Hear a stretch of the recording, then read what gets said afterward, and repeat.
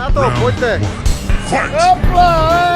To je náš oslavenec Filip Ručka. Ty pičo. Tak,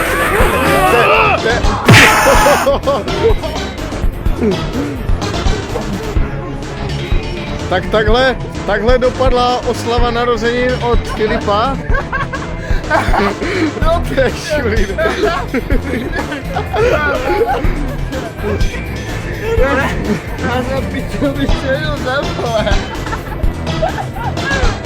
To je šulín. A ty normálně. Takže druhý pokus. Jeden druhý pokus. Máme tady Péťu a Filipa. Hej, jestli mě mrdeš, vole, ozem, tak tě pičo, vole, vykouří mě, vole. Tak to je slovo chlapa. Finish him! Ježiš,